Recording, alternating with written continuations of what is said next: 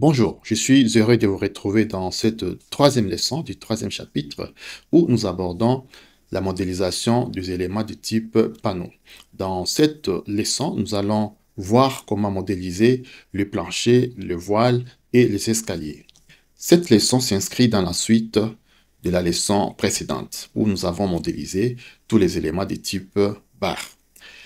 Il y aura quelques particularités pour cette leçon-ci parce que les éléments de type panneaux ont un comportement particulier, ce qui va nous amener à pouvoir faire un pas en arrière et essayer de nous rappeler certains paramètres qui vont certainement influencer le résultat pendant le calcul. Et donc, je vais vous inviter à pouvoir suivre un rappel par rapport aux différents paramètres que nous aurons à utiliser et à fixer avant la modélisation proprement dite. Dans l'une des leçons précédentes, nous avons vu comment implémenter les matériaux avant tout processus de modélisation. Dans cette section, nous allons essayer un peu de plonger en profondeur dans certains paramétrages spécifiques par rapport aux éléments de type panneau. C'est ce que nous allons voir dans quelques instants. Mais avant, je voudrais aussi souligner un élément très important et que du fait que nous avons paramétré les éléments, les matériaux liés aux éléments de type panneau, il y a une étape intermédiaire entre la modélisation proprement dite et l'implémentation. C'est-à-dire, il y a certaines entités que nous aurons à manipuler et qui vont nous faciliter la modélisation et donc à définir la géométrie de nos éléments de type panneau, mais aussi ultérieurement qui vont nous permettre à pouvoir appliquer les charges avec moins de difficultés. Ces entités auxquelles j'ai fait référence ne sont rien d'autre que les polylignes et les contours. Nous allons voir ce que c'est pendant la manipulation.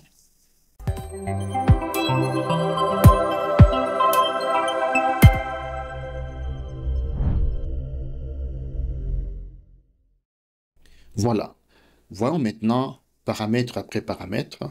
Voyons au fond le sens pratique, le sens physique de tous ces paramètres afin que nous puissions les implémenter, les fixer avec précision pendant que nous serons en train de modéliser ou juste avant la modélisation proprement dite. Alors, le premier de ces paramètres va nous amener à comprendre les concepts des classes de structure. Vous savez très bien que les structures varient d'une catégorie à une autre, selon le type d'exploitation à un autre type d'exploitation. Ainsi, la norme Eurocode définit 6 classes de structures, donc nommées S1 jusqu'à S6. Et chaque classe de structure définit la structure en termes d'âge, c'est-à-dire quand on conçoit une structure, on doit dire, voilà, cette structure est temporaire ou on va dire autant de temps. C'est pourquoi, ici, on va voir que nous avons des structures qui sont conçues pour durer pendant 10 ans, pendant 25 ans, pendant 50 ans, pendant 100 ans et plus. Mais pratiquement, ce type de structure, par exemple, peut-être que vous allez lire dans les documents-ci, vous allez lire et vous allez comprendre, pour chaque projet que vous aurez à faire, vous allez vous référer à cette classification, à cette nomenclature, afin de pouvoir fixer très bien ces paramètres, parce que à la longue et en profondeur, ces paramètres vont influencer le résultat des calculs et donc la garantie du bâtiment que vous êtes en train de concevoir ou auquel vous êtes en train de participer à la conception.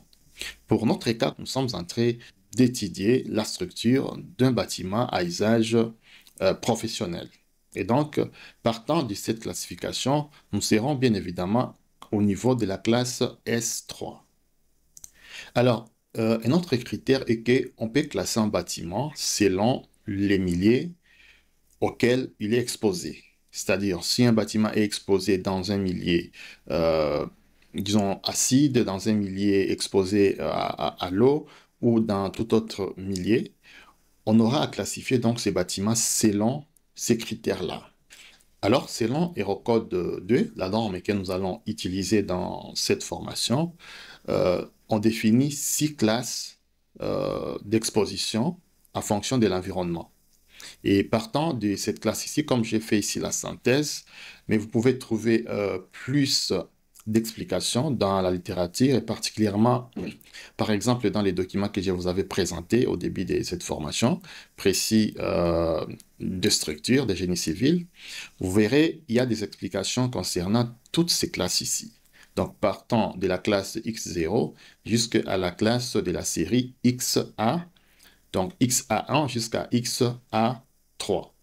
Donc, entre chaque intervalle, il y a d'autres classes.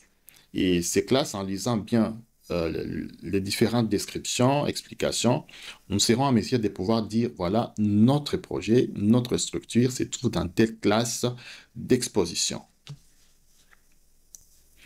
Alors, la classe d'exposition d'un ouvrage, d'un bâtiment, nous permet à pouvoir déjà fixer certains paramètres qui entrent dans, disons, la mise en œuvre, qui vont influencer en fait la mise en œuvre.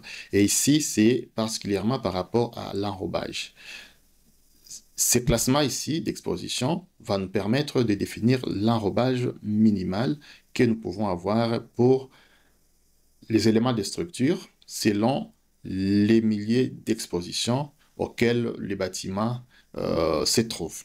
Voilà, donc ici, vous verrez par exemple pour la classe X0, on aura au minimum un enrobage de 10 mm. Ainsi de suite. Donc, en lisant bien toute la description, toutes les explications, nous serons en mesure de pouvoir dire, voilà, notre structure, notre bâtiment se trouve dans telle classe d'exposition et au minimum, l'enrobage des différents éléments de structure en béton armé sera fixé à autant. Alors, nous avons aussi ce qu'on appelle la classe de ductilité. Donc, ce critère est particulièrement lié, rattaché aux aciers qui seront utilisés dans notre béton. Parce que nous sommes en train d'étudier une structure en béton armé. Alors, la ductilité, c'est quoi? Comme vous le savez très bien, c'est la capacité pour l'acier à pouvoir se rallonger avant la rupture. Et donc, comme on voit dans ce tableau ici, nous avons d'abord la ductilité qui est classée du faible à élevé. Nous avons aussi la longueur qui indique à quel pourcentage l'élément peut se rallonger avant sa rupture.